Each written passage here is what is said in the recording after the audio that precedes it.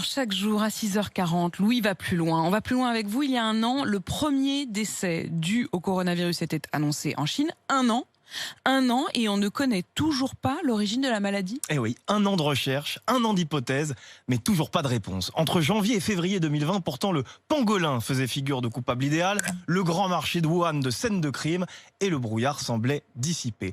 Mais ce que l'on sait aujourd'hui avec certitude seulement, eh bien, c'est que le réservoir du virus est très probablement une espèce de chauve-souris résidant dans le sud de la Chine, mais il manque un maillon, celui qui a fait passer le virus de la chauve-souris à l'homme. C'est là qu'intervient le pangolin, mais rien n'indique en fait clairement sa responsabilité. Alors une autre piste est explorée, celle des visons. La Chine est le premier marché et le premier producteur de fourrure au monde. On sait également que des mutations du coronavirus ont été découvertes dans plusieurs élevages, notamment au Danemark. Et on sait enfin que le premier foyer de contamination européen a émergé en Lombardie, la région italienne qui rassemble la moitié des élevages du pays. D'autres hypothèses continuent de circuler. Le virus serait en fait là depuis plusieurs mois, voire plusieurs années. D'autres chercheurs évoquent un accident de laboratoire. Bref, je ne sais qu'une chose, c'est que je ne sais rien. C'était le mot de Socrate. Mais comment c'est possible d'avoir si peu d'informations ? Eh bien parce que la Chine bloque. Depuis que la situation s'est améliorée dans le pays, les experts internationaux y sont persona non grata. Une équipe de l'OMS